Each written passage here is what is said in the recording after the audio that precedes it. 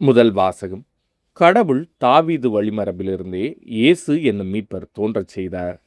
திருத்தூதர் பணிகள் நூலிலிருந்து வாசகம். அதிகாரம் 13, இறைவசனங்கள் 13 முதல் 25 வழிய. சகோதரர் சகோதரிகளே, பவுலும் அவரோடு இருந்தவர்களும் பாப்போவிலிருந்து கப்பலேறி பம்பிலியாவில் உள்ள பெருகை நகருக்கு வந்தார்கள். அங்கே யோவான் அவர்களை விட்டு அகன்று எருசலேமுக்கு திரும்பினார்.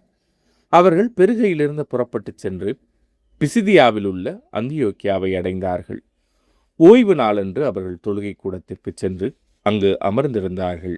திருச்சட்டமும் இறைவாக்கினர் நூல்களும் வாசித்து முடித்த பின் தொழுகை கூட தலைவர்கள் அவர்களிடம் ஆள் அனுப்பி, சகோதரரே, உங்களுள் யாராவது மக்களுக்கு அறிவுரை கூறுவதாயிருந்தால் கூறலாம் என்று கேட்டுக்கொண்டார்கள்.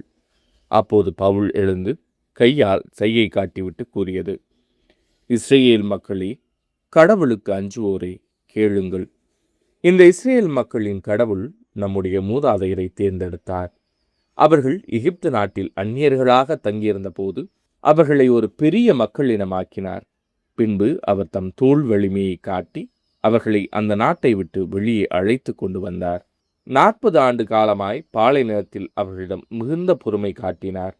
அவர் கானான் நாட்டின் மீது 7 மக்களினங்களை அழித்து அவர்கள் நாட்டை இவர்களுக்கு ஏறக்குறைய 450 ஆண்டுகள் உரிமை சொத்தாக அளித்தார். அதன் பின்பு இறைவாக்கினர் சாமுவேலின் காலம் வரை அவர்களுக்கு நீதி தலைவர்களை அளித்தார். பின்பு அவர்கள் தங்களுக்கு ஓர் அரசர் வேண்டும் என்று கேட்டார்கள். கடவுள் கீசு என்பவரின் மகனான சவுல் என்பவரை அவர்களுக்கு அரசராக கொடுத்தார். பென்யமின் குலத்தினராகிய அவர் 40 ஆண்டுகள் ஆட்சி செலுத்தினார். பின்பு கடவுள் அவரை நீக்கிவிட்டு தாவீதை அவர்களுக்கு அரசராக ஏற்படுத்தினார். அவரை குறித்து, ஈசாயின் மகனான தாவீதை என் இதயத்துக்கு உகந்தவனாக கண்டேன், என் விருப்பம் அனைத்தையும் அவன் நிறைவேற்றுவான் என்று சார்ந்து பகர்ந்தார்.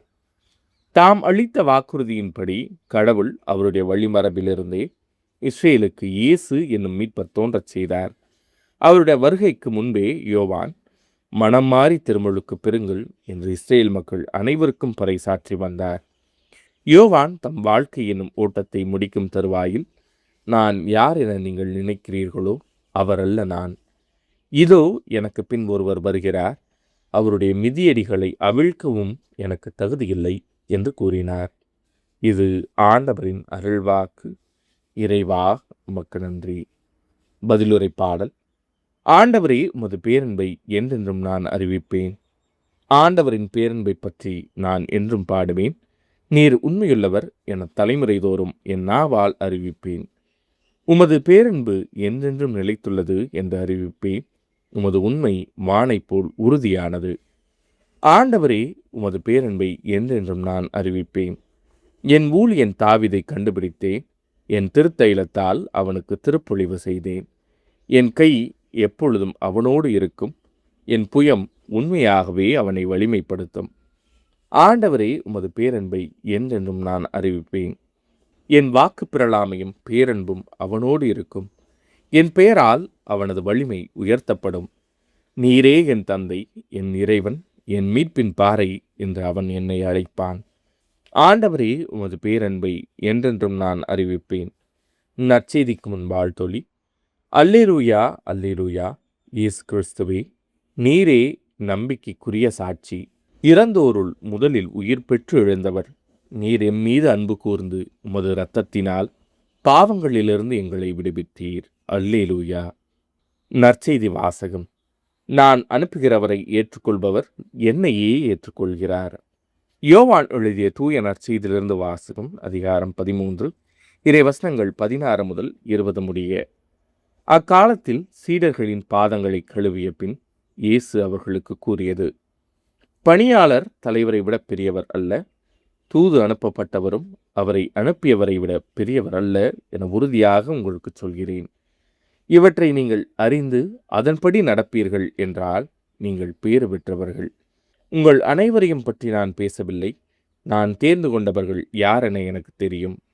எனினும் என்னோடு உண்பவனே என்மேல் பாய்ந்தான் என்னும் மறைநூல் வாக்கு நிறைவேறியாக வேண்டும். அது நிறைவேறும்போது இருக்கிறவர் நானே என்று நீங்கள் நம்புமாறு இப்போதே அது நிறைவேறும் முன்பே அது பற்றி உங்களுக்கு சொல்லி வைக்கிறேன். நான் அனுப்புகிறவரை ஏற்றுக்கொள்பவர் என்னையே ஏற்றுக்கொள்கிறார். என்னை ஏற்றுக்கொள்பவர் என்னை அனுப்பியவரையே ஏற்றுக்கொள்கிறார் என உறுதியாக உங்களுக்கு சொல்கிறேன். இது ஆண்டவரின் அருள்வாக்கு. கிறிஸ்துவே உமக்கு புகழ்.